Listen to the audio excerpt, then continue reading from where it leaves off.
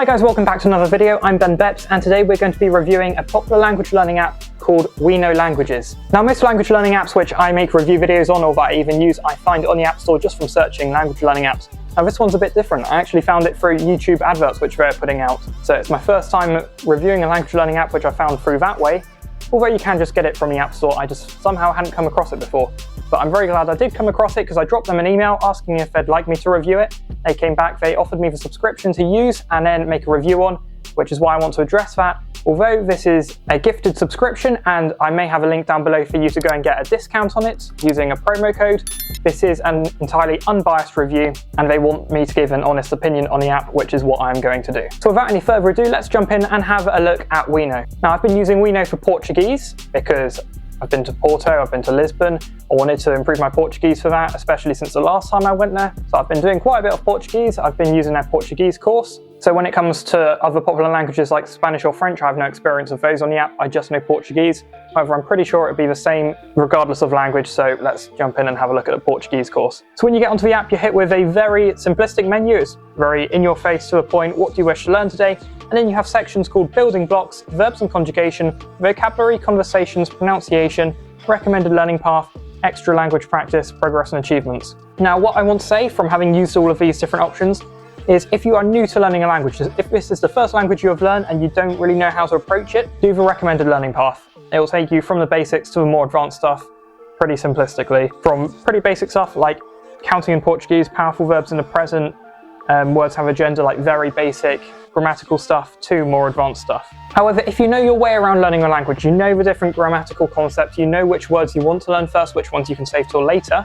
then I would say ignore that section and do what you know is best. For example, if you want to specifically learn the past tense, you can go into the verb tenses and do the recent past or the imperfect, for example. If you know what you need from a language, you know how you personally find it best to learn a language and how to structure it to your learning best, then go about it the manual way, don't follow the recommended learning path. But that's entirely your prerogative.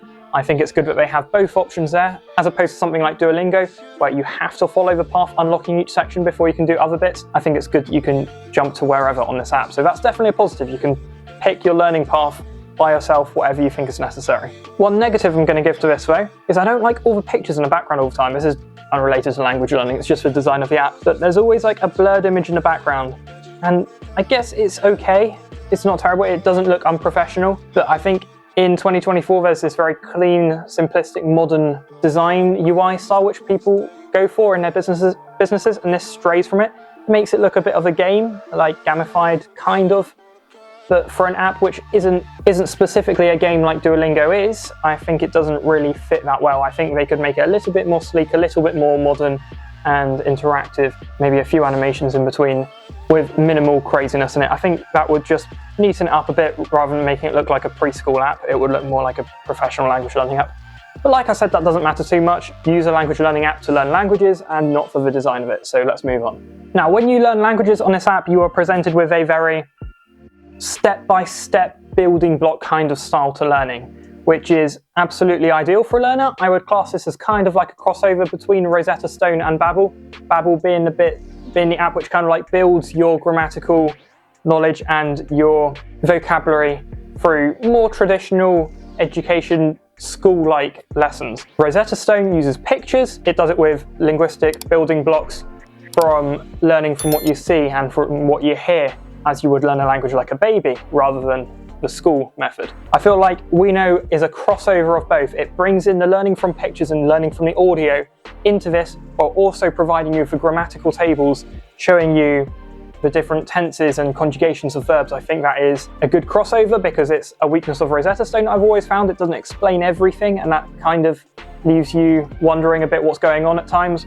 And it's something I have against Babbel, where it just entirely feels like you're in a lesson at school. You can get overwhelming, you can get bored and click off the app very easily. So I think OUINO has found the right balance here between the conjugations of different words being taught in a very natural sense, but at the same time giving you the charts, the tables and the instructions telling you why that is happening, what is going on, and then you can merge those and really begin to understand why the language is working as it is. As far as the audio goes, no complaints there, it's absolutely perfect. You've got a professional speaker, I guess, with a professional microphone, perfectly clear audio in a proper in this case I'm guessing Brazilian accent.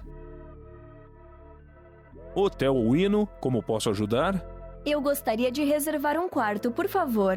They would also obviously have official native Spanish speakers and French speakers, depending on what language you're learning. So yeah, perfect audio. They also repeat it fast and slowly, so if you don't catch it when it's going fast, it will have a slower pronunciation so that you can catch up, understand how it's being said.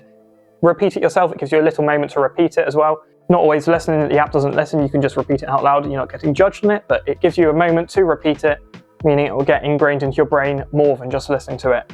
If you don't want to, you can just go on the train with headphones in and listen to it and not have to speak out loud, totally fine. One downside to that, however, is I wish they did have an area where it does grade your speaking.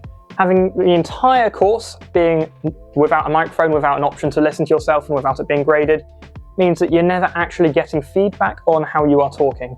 You are just having to give yourself feedback based on how similar your mouth making those sounds to the speaker on the phone.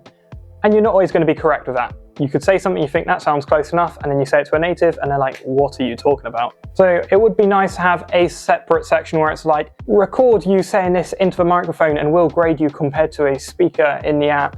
Something like that, maybe using AI to give you a grade, make you feel like you are getting some feedback from the app. Because obviously there's different types of learners. It's like when you go to school, you have lots of people which just get on with the work and can do it by themselves. There's other learners which need to be guided through. They need the teacher constantly by their side, telling them if they're doing a good job, getting that praise to move along. And you're going to have the same thing in language learning. You're going to have all different types of learners, and it would be good to have an app which absolutely accommodates each different type of learner. And you're missing out the learner here, which needs to be taken with a hand on their shoulder and guided through, and then telling them they're doing good, giving feedback to the learner. That's something the app is missing. Another negative of the app is the lessons are very good. Great. I like the style of them. I like the audio and stuff, but they can drag. They can really drag. You're doing a lesson, you're like, oh, come on, 33, and then the speaker repeats it twice, once fast, once slow, and then you have to do this and that. It can be a bit annoying. Apps like Duolingo or Memrise, you get through the lessons really quick. It's very engaging, like boom, boom, boom, done, boom, boom, boom, done, boom, boom, boom, done. Oh, nice, I got 80%. This one is like, I want to go to the shop. I want to go to the shop. I went to the shop. I went to the shop. And then you've got 33 of those. It takes a long time. That's 10 seconds per question, 3.5 minutes, which I guess doesn't sound that long per lesson, but when you compare it to Duolingo, or if you're on a lesson you're fairly familiar with, you can bash through it in like a minute, and then you can get 10 lessons done in 10 minutes on the train to work, and you feel like you've been really productive. This app doesn't give that same feeling of satisfaction from getting through a lesson really quick. It does feel like it drags. So that's a negative. Not that it affects your language learning, but it might affect your motivation to learn the language, which would, in turn, indirectly affect your language learning. Verb inversions in the translation. It will be easier for you to understand the concept. Você está de férias? Você toca violão? Responder. Eu estou respondendo a e-mail que recebi hoje mais cedo. Eu estou respondendo a e-mail que recebi hoje mais cedo. Desenhar. Tu estás desenhando com lápis verde. The layout of lessons are a bit weird as well. They have like different boxes around the screen, which, like I said earlier, the design, it looks a little bit 2010s. It doesn't look 2020s, sleek, modern. And when it, like the little dots where it says which number question you're on and like which screen you're on, they're a bit confusing. It's confusing how to check the translations and stuff. I mean, you can figure it out. It'll take 5 minutes to get used to, and then once you know it, you're like, okay. But it's never going to be one of those apps which is straightforward from the second you know exactly where each thing is in the lesson screen, and it's super simple. It's not. It is a little bit overwhelming when you get into it. That's something they could maybe improve, but again, doesn't absolutely affect your language learning, just ease of use thing. However, the fact they color code certain parts of the sentence, for example, if you said in Spanish, un chico alto, and una chica alta, a tall boy, a tall girl, it will highlight the O's and the A's on the end of words, so you can see that it's a different gendered word. And you can get it into your head that depending on the gender, you change both the noun and the adjective. From un chico alto, a boy, a tall boy, to a tall girl, una chica alta, you're changing the O's to A's at the end of the sentence. Those would be highlighted in red rather than the original blue text. And I think that helps a learner visualize how you have to change depending on certain things impacting the sentence. That's something which I don't think Rosetta Stone has. Babbel would explain but then doesn't change the color of the words when you're doing it, neither does Duolingo. So that's fairly unique to this app, which I do definitely like. When you're on the home screen, you go into those different parts of the course, such as verbs and vocabulary and the building blocks, and depending on the section you choose, they have different types of lessons. Great. However, you have hundreds of these lessons in each one, and every lesson is the exact same structure, the exact same type pretty much, and that can become very tedious. I would like them to switch it up with a few different types of exercises, maybe throw in some little things into the lessons, like a quick dialogue between speakers which changes each lesson, just something different to keep you on your toes working through it, because otherwise this course, with the, as I mentioned earlier, the long lessons, as well as there being lots of the same type of lessons, will make it very tedious. So again, another negative. Now I've discussed a few pros and cons of this app from my own personal use. Why don't we talk about who this is for? Now I'm just quickly gonna destroy that entire last point by saying that this isn't really for anyone, because like I said at the very start, you could be a complete beginner to language learning, and it has a building block path, like it'll teach you through a structured method, which is good for beginners. But then you also can get anywhere in the course just by selecting a different thing from the home menu. You can do it entirely manually throughout the language, how you want to teach yourself through different structure of teaching. Like I said earlier, which would be perfect for an advanced language learner.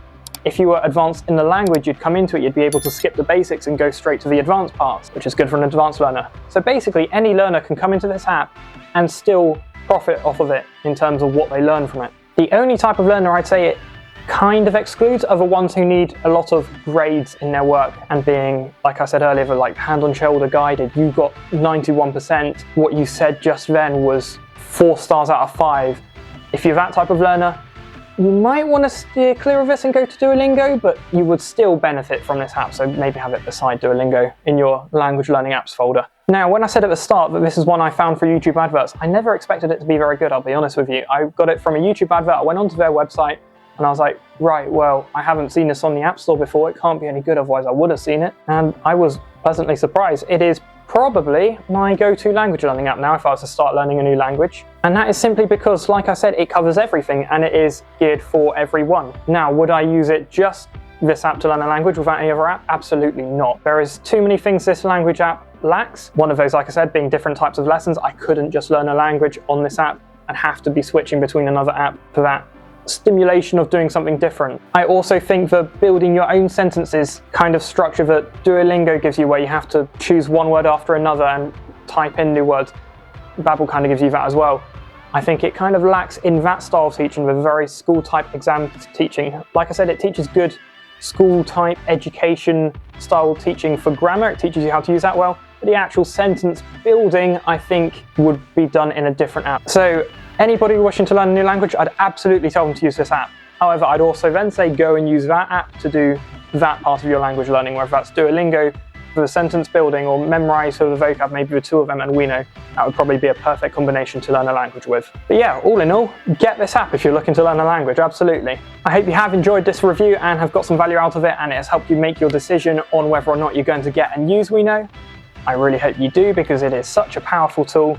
If you did enjoy this video, please remember to leave a like and subscribe if you're new to the channel. I put a lot of effort into this video, so I'd appreciate the help on the algorithm. If you do subscribe, remember to turn on notifications. I'll have more language learning videos like these coming out in the future, and you don't want to miss them, so make sure to get that notification when they're uploaded. Thank you very much for watching, and I'll see you in the next one, everyone.